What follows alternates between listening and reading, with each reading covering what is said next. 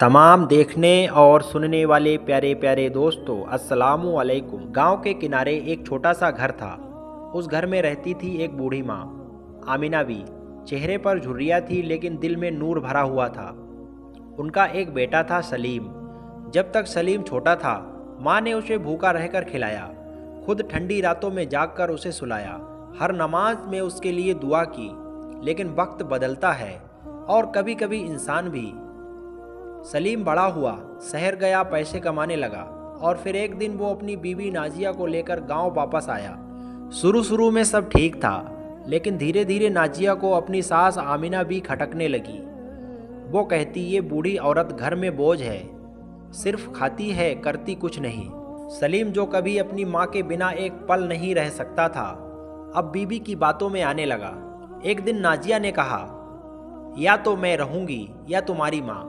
सलीम ने बिना सोचे अपनी माँ को घर के पीछे एक छोटे अंधेरे कमरे में बंद कर दिया। वो कमरा जिसमें ना रोशनी थी ना हवा।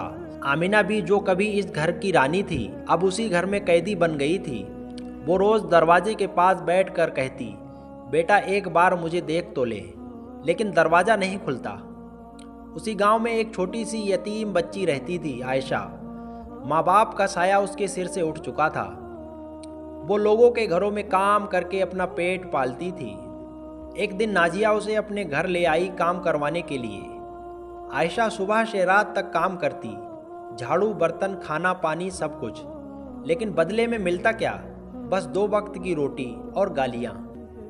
अगर थोड़ी सी भी गलती हो जाती तो नाजिया उसे मारती, धक्का देती और सलीम सब देखता लेकिन कुछ नहीं कहता। एक दिन आयशा को पीछे वाले कमरे से किसी के रोने की आवाज़ आई।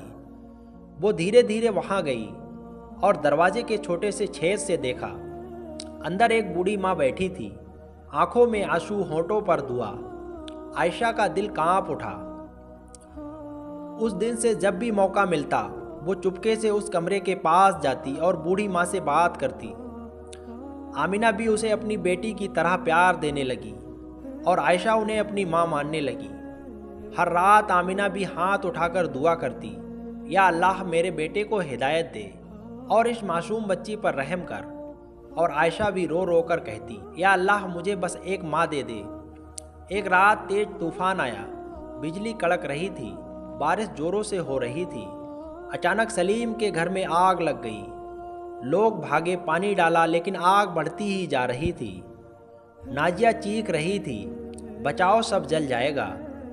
तभी किसी ने कहा, अंदर कोई है क्या? सलीम का दिल कांप गया। उसे याद आया, उसकी माँ उस अंधेरे कमरे में कैद है। सलीम दौड़कर पीछे गया, दरवाज़ा खोला। अंदर उसकी माँ बेहोश पड़ी थी। वो रो पड़ा, अम्मी मुझे माफ़ कर दो। वो उन्हें उठाकर बाहर लाया। आयशा भी दौड़ी और दोनों मिलकर आमिना बी को बचाया। लेकिन उसी आग में नाजिया का सारा सामान जल गया और वो खुद भी बुरी तरह घायल हो गई। डॉक्टर ने कहा, अब ये कभी ठीक से चल नहीं पाएगी। जो दूसरों को तंग करती है, आज खुद दूसरों पर निर्भर हो गई। कुछ दिन बाद आमिना भी होश में आई। सलीम उनके पैरों में गिर पड़ा, अम्मी मुझे माफ़ कर दो, मैंने बहुत बड़ा गुनाह किया। आमिना बी ने रोते हुए उसे गले लगा लिया। बेटा, माँ कभी अपने बच्चों से नाराज़ नहीं रहती। आमिना बी ने आयशा को अपने पास बुलाया, आज से तू मेरी बेटी है। आयशा फूट फूट कर रोने लगी। उसे वो मिल गया था जिसकी उसने हमेशा दुआ की थी। जो अपने माँ बाप पर जुल्म करता है, अल्लाह उसे कभी माफ़ नहीं करता जब तक वो सच्चे दिल से तौबा ना करे। यतीम का दिल दुखाना बहुत बड़ा गुनाह है। अल्लाह की अदालत में देर हो सकती है, लेकिन अंधेर नहीं होता। जो दूसरों पर रहम करता है, अल्लाह उस पर रहम बरसाता है। अगर इस कहानी ने आपके दिल को जरा सा भी छू लिया हो, तो ज़रा अपनी आंखें बंद करके सोचिए, कहीं हमारी ज़िंदगी में भी कोई ऐसी माँ तो नहीं जो चुपचाप दर्द सह रही है। कहीं कोई यतीम बच्ची हमारी एक मदद का इंतज़ार तो नहीं कर रही। आज अगर दिल पिघला है तो सिर्फ वीडियो देखकर आगे मत बढ़ जाना, कुछ अच्छा करने का इरादा भी साथ ले जाना। और अगर आप चाहते हैं कि ऐसे ही रुला देने वाली, दिल को झकझोर कर देने वाली कहानियाँ आप तक पहुँचती रहे, तो इस चैनल को सब्सक्राइब ज़रूर कर लें, क्योंकि कभी कभी एक कहानी किसी की पूरी ज़िंदगी बदल देती है।